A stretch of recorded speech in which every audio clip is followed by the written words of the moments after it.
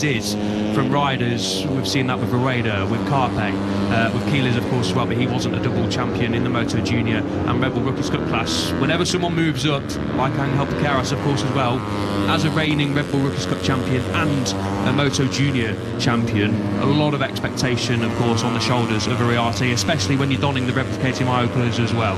So he's taken a little bit of time, said in pre-season that he didn't feel comfortable on the bike, but in the last couple of Grand Prix we've seen Uriarte take a step forward and it has birthed his opening Grand Prix victory. So fantastic stuff from Uriarte, not so fantastic in Mugello for Keyless. Not at all. First real blunder, as I said earlier on, of his 2026 campaign. He could have come away from the Italian GP with the most points ever after the first 7 rounds of a season. That honour is held by the late great Louis Salom, 153 points after 7 GPs. It was back in the second ever Moto3 season, 2013. But Max Keyless just being pushed around and bullied, which is very, very unlike Max Keyless. Check. It always go his own way, but it really didn't go his way over in Mugello. I mean, he was being pushed around by the likes of Eddie O'Shea, who was really, really motivated over in Mugello. So you're allowed to have a weekend off, of course, El. It's not the end of the world. He still set a class record for consecutive point scoring finishes, did this rider here on your screen, Max Keyless, but he'll be moving on swiftly from the Italian GP, not the points haul he'd hoped. Karena No, look, channel satunya, when you're in a group, obviously kalau di channel utama kita nggak live di situ sementara di jam 6 baru kita live. Halo teman-teman, selamat kembali lagi di live streaming kita. Ini ada free practice Moto3 ya. Biasanya kita di live di channel satunya, cuman kali ini kita di live di sini. Untuk kondisi sementara Veda Ega urutan 16 ya. Ini para ridernya udah ngeliat, rombongan Veda Ega paling belakang. Wah, tersorot sudah pada Eganya.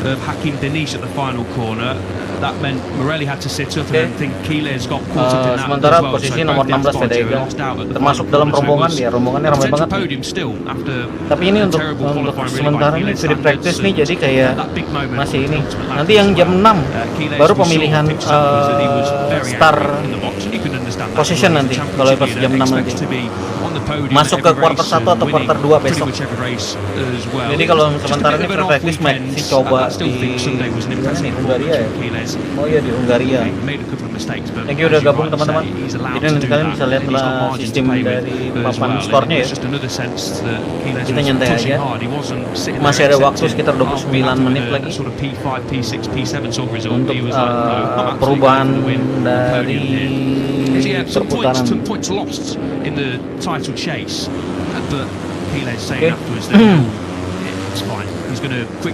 Keyless kita bisa lihat, Keyless untuk saat ini adalah the best, nomor 1 ya.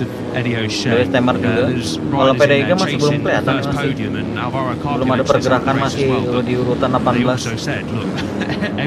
Kalau free practice pasti Veda Ega nggak begitu ini ya, nggak begitu as hard as they can. So it was just one of those days for Keyless that didn't work out. And look, for the rest of this season, he's won 4 times and finished second in the other 2 in Thailand and the USA. So mulai ada perubahan-perubahan lagi. Sudah Veda Ega udah masuk di urutan 12 teman-teman.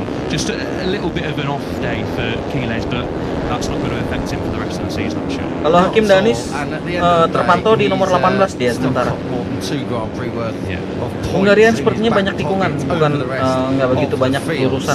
Jadi lebih mudah untuk Veda Ega overtake di sini. Really shows what he's capable of. Max Keyless, we know he's a bit of a star and we know what he can do. It is the first time now he comes into jadi sementara free practice ini sudah 28 menit ya. Oh iya, kamera. A bit of a struggle last time out at the Italian GP. We just saw Valentin Peroni. Sabar ya. He is in Soalnya some tadi baru really live tricky kita. form at the moment. I mean, we look at his form right now. The Argentinian who was in the victory fight here. This was where he looked so good last year. Biasanya kameranya udah terpasang, really had a struggle really since baru muncul. Go to Jerez. He was 7th in Jerez.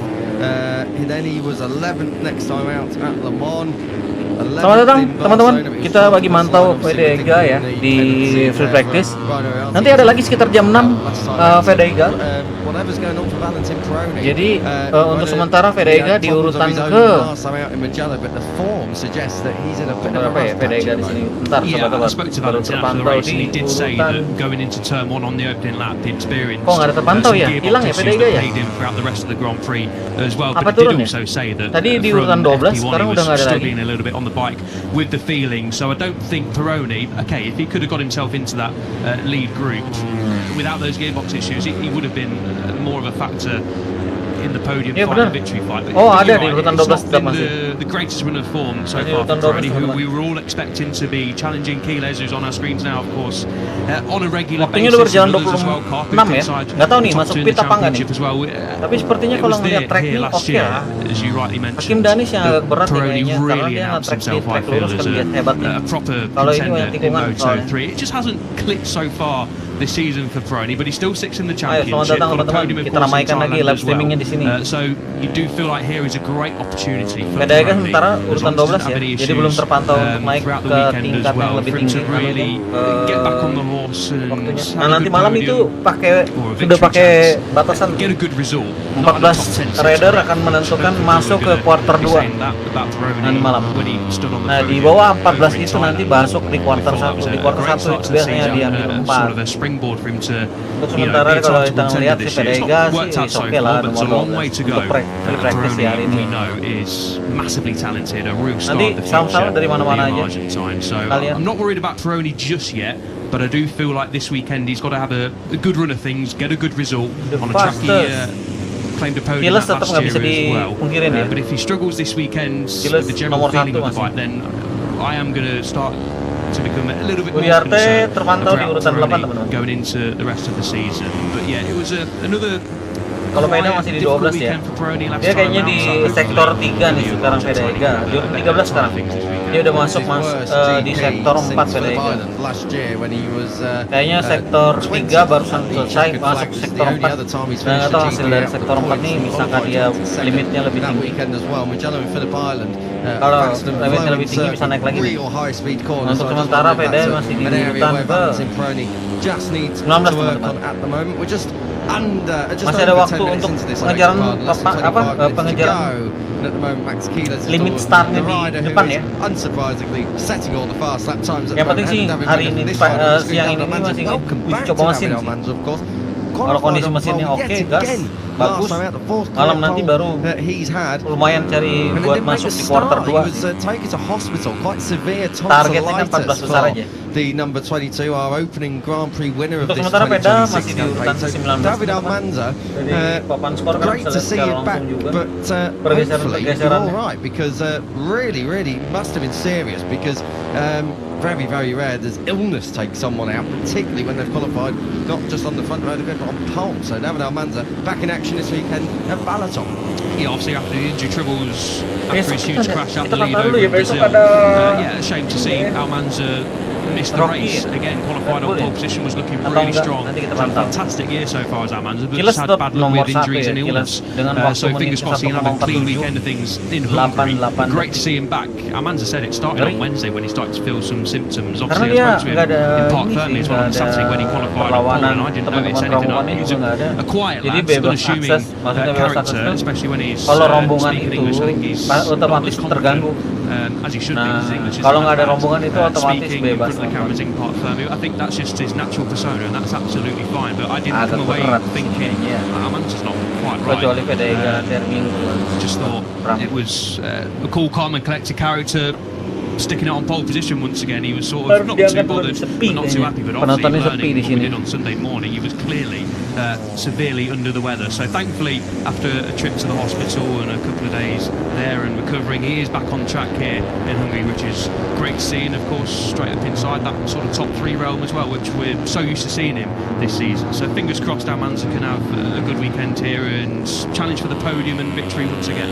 Let's be honest, Del, having to look at you in Park Fermi is enough to make anyone ill. Very good, very good. That's why you're next to me up here in comms, make me look nicer. Max Healer's on a flying lap at the the moment. You can see a 1:47.592 is the fastest lap time. This is set by David Munoz. Thomas Keyless backs it into one of the many chicanes there are around here at the Balaton Park circuit. Almanzas, we were just talking about him, is in third place, Peroni fourth. But let's just talk about the rider in fifth. Fantastic from Eddie O'Shea, a real confidence weekend, a huge turning point, career best, sixth place, last time out, led his first Grand Prix, double top 10 for Grid M Lav as well. Joel Kelso coming away with ninth place.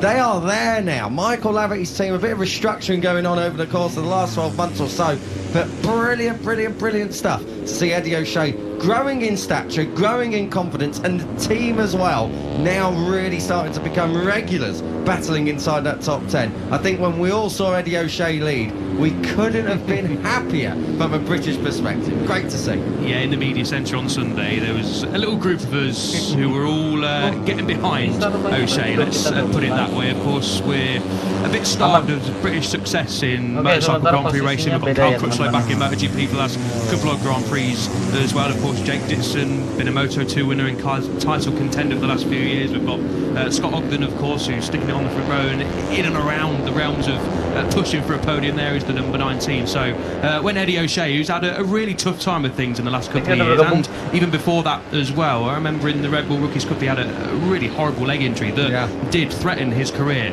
at some points. There's a brilliant documentary on Red Bull YouTube sort of looking at I think it was 3-4 years ago, maybe a little bit further, likes of Angel Piqueras, Eddie O'Shea and a lot of other riders coming through the ranks of the Red Bull Rookies, and great behind the scenes look. And O'Shea was one of the riders who was heavily featured. You know, his career was in doubt at some point. Thank you teman-teman udah gabung ini. Kita nggak bisa ngeluarin gambarnya ya, karena bakal kena take down TNT, the British broadcaster, of course, with Natalie Quirk, and it was obviously, we always like to see riders showing a bit of emotion. It shows that they're human, and it was fair to say that Eddie was absolutely over the moon. He said it wasn't about the result. The result was fantastic, obviously, being in the top 6 and, you know, having a chance of a podium on the last lap, but it was more about how he was feeling on the bike. Was just so happy to be feeling back to his best, be able to lead a race for the first time in a couple of years as well.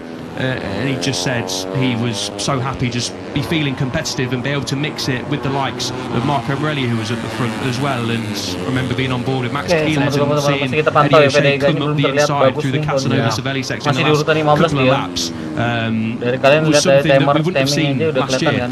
So fantastic from O'Shea, and from a British perspective, we obviously not biased in this commentary box. When we're out the commentary box, we may be in the media centre when we're seeing one of our own in the front mix. But with fans of all these riders, what they do on a weekly basis is absolutely superhuman. But it is always great, and I'm sure you guys at home supporting your riders from your countries as well have the same feeling. Just fantastic to see O'Shea looking like, you know, the rider that was rising through the Road to MotoGP, and just brilliant to see him with a smile on his face, the team enjoying themselves as well. So yeah, I believe he's now got a new pair of running shoes because Macaulay Webb and Eddie made a little bit of a bet. Eddie said if he leads for a couple of corners in the Italian Grand Prix, Macaulay Webb, the team manager, will have to buy him a new pair of running shoes. If he didn't, Eddie would have to buy him a new pair of running shoes. So I think Macaulay Webb maybe around about €100, maybe a little bit more. Running shoes are quite expensive these days for a good pair, as we know. So yeah, O'Shea got a new scooter over in Le Mans, and now a new pair of running shoes and a personal best Moto3 result. So it's been a very good last few GPs for O'Shea, who with a Riarte being disqualified. Sekarang Veda Egapratama di tikungan sektor ke masuk sektor 3. Nah, di sektor 3 ini dia untuk rombongannya juga cukup tidak ada ya. Yang terpantau dia masih sendirian, jadi masih bisa evaluasi untuk kecepatan. Tapi di belakang dia, waduh, rombongannya banyak banget teman-teman. Hakim Dennis juga terpantau juga di tikungan termasuk dalam rombongan. Veda Egapratama masih di 129, sektor terakhir lagi kita lihat apakah dia bisa tembus. To Moto3 World Championship, and the other good thing for Radio Shea is he's been in the British 41, talent team. He's 42, had to work 43, 44, probably harder than a 45, lot more riders because 47, the aduh masuk 48, always masuk come 49 your lagi. way. And Michael Laverty's team 150. giving a punt to him at the end Veda of Egapratama bisa 24, urutannya masih keeping belum bisa him for the mengejar di atas 25. It teman-teman. looked like perhaps Karena kalau we weren't satu going to di see atas Eddie O'Shea this year, but 148. I'm so glad we did, and I'm so glad he's back. Sedangkan Veda I'm Egapratama masih more di than happy 50. for the team that someone like Joel Kelso has been able to come in, stable teammate on the other side as well, and that Eddie O'Shea and the rest of the Grid M Love team can really show us what kind of pace they've got. And also from the final perspective I want to touch on, first weekend of August, the British GP. If you haven't got your tickets yet, please do, because I think we're in for something special from Eddie O'Shea this year, as well as Scott Ogden and the Brits that are out in force. So yeah, Silverstone, 7th to the 9th of August, don't miss it. British Tourist board there, Kiko Jaro speaking. But yeah, do get your tickets for Silverstone, because it's the home Grand Prix for us and a lot of the paddock as well, and it's a phenomenal race circuit. It has to be said, one of the best in the calendar. On the calendar. So yeah, we just saw Hakim Denish on our screens, didn't we, Kiko? One of the stars. Here we go again. One of the stars of the show. Another rookie who is massively impressing a lot of people in this paddock, and what a podium it was. What a podium, what a celebration it was over in Malaysia. The video that came out after, I think it was pit lane reporter Jack Appleyard shared it to us. And his comment, I think, was probably the best one to sum it up. It was like they'd scored a World Cup winner in the 90th minute. The place went mental when it saw that Hakim Denish had got on the podium. Brilliant, brilliant stuff from Hakim Denish. The Malaysian Grand Prix at the start of November this year. And I reckon with the kind of form that Hakim's on, we are going to have a massive crowd at Sepang. So I mentioned Silverstone. Your tickets might well be going for Sepang at the minute, because the way Hakim is performing is absolutely phenomenal. Denish at the moment is, 15 menit lagi baru habis. Kayaknya masuk pit semua nih. Down in 22nd place. Of course, he's still working his track out. He won't have been here. Cepat mereka masuk pit. Avanza, Kilas masuk pit. This year. Yang lainnya belum pada mau masuk pit nih. Veda Egapratama, Hakim Denish. Who else has never been here? You'll have the likes of Casey Gorman. I don't think came here last year. Marco Morelli's another. A fair few of them learning this track for the first time in FP1. So don't expect big belum masuk pit ya, particularly for the riders who are here for the first time. But Hakim Denish in brilliant form, and a first Malaysian podium. I've got it here since Kyle Edam Parry at the Saxon Ring 2016, nearly 10 years ago. And for sure that one was wet, because I think it was Parry who won that one. Ooh, yeah, phenomenal. To see the scenes, as we saw videos on social media. Social media can be a negative, but it's those sorts of things that make social media a massive positive sometimes. And great to see the Malaysian fans, of course, supporting Hakim Denish over that part of the world. They are not short of fans and support for the riders. But Denish did a fantastic job.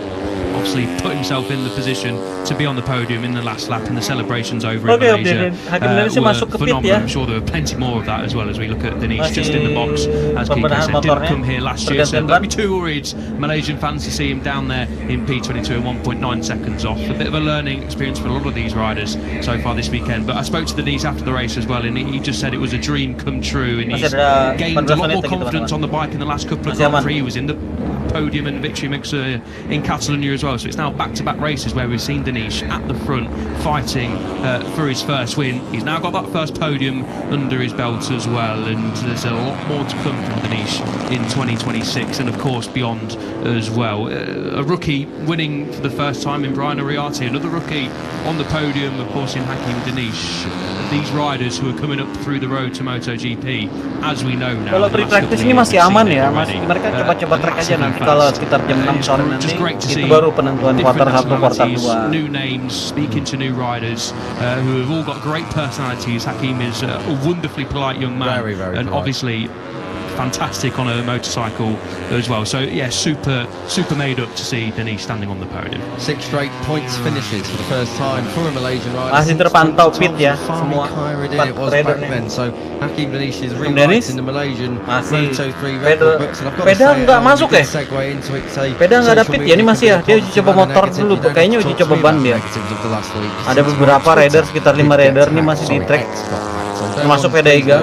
and reports the Hugo Giles GP accounts. It is no longer me. I am also. Kalau yang lainnya udah pada masuk pit semua. Veda kayaknya nyoba ban kayaknya. Still up and running. So channel all the questions over to Al. How's your new Range Rover, by the way? Lovely. Yeah, I just need a license now. Yeah, very funny at the end of that. Oh dear me, I remember coming back from the broadcast. Kalian masih bertahan ya? Thank you udah bertahan semua. Yeah, walaupun aku kurang begitu cuap-cuap masih. But I don't care enough to really set up a new one, so I'll have to give it kalau nonton kayak gini nggak cocok 13 minutes, just under karena to go balapannya here. kan kurang panjang. Moto3 FP1, a 47.488. David Munoz is just under 2/10 clear of his teammate David Almanza. So Team Dave is coming out fighting in Balaton Park. Keyless is third. Nanti malam dia boleh ramai itu karena kompetitifnya tinggi. Brilliant masuk quarter satu atau quarter dua. Gorman, who's right there inside the top 5. Alvaro Carpe, who was second once again for his 8th career podium last time out. The record for podiums without tercepat ya 1,58 one on his 11th. So Alvaro Carpe is going for an unwanted record at the minute. Got a couple more podiums to go, of course, until he's there. But now Bastianini, he had 8 podiums, one on his 9th. And then the likes of David Munoz, Jorge Martin and Brad Binder, 9 podiums, one on their 10th. So he's in good company, even if he can't quite get that first Moto3 victory. It's coming. We've said it since the start, it's been coming. But Alvaro Carpe probably now getting a little bit angry that he's still seeing riders up ahead of him and alongside him on the podium. He did put on a brave face after the race, did Alvaro, when I said, the question if I know it's not the victory you're after. He gave a little smile to that. But it was obviously speaks very well to Alvaro. And he was very proud of the team, very proud of the performance to finish again P2 for the second consecutive race from starting outside the top 10 as well. Carpe was very happy and mentions that, I'm not looking at the championship at this moment in time. It's great to see your name up inside that sort of top 5, and in Carpe's case, second behind Keyless, 52 points is the gap. Obviously that's come down after the Italian Grand Prix, but Carpe is just going about his business nicely in terms of the Sunday anyway. Just needs to figure out a couple of things on a Friday and Saturday. But yeah, he was just happy with, like Barcelona, that he was fast on the last lap and was able to fight at the front, got his tactics right, and he says there's a long way to go in this championship.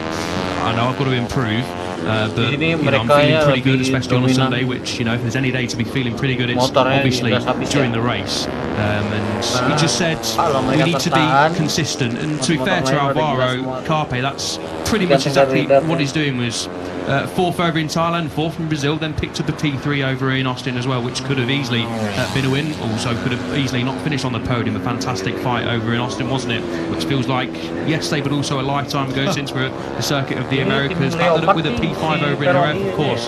Had that no score over in France, but then has returned from Le Mans over in Barcelona, and of course last time out in Mugello with a pair of silver medals. So Carpe is just keeping tabs ever so slightly on Keyless. Needs to continue chipping away at that lead, but Carpe isn't stressed about that at this moment in time, and great for Red KTM team to have a 1-2 finish over in Mugello.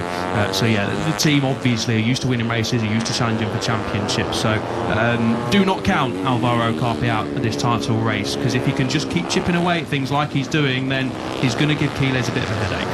He is, but he's also got to win a race. I've got to say, we're a third of the way through the year. I wouldn't have been taking a bet of Alvaro Carpe not on the winner's sheet after 7 GPs, but that's where we're at, as Adrian Fernandez makes a complete mess of the final chicane here at Balaton Park. I tell you, just 9 minutes or so on the clock, so business end of this session, a 45.700.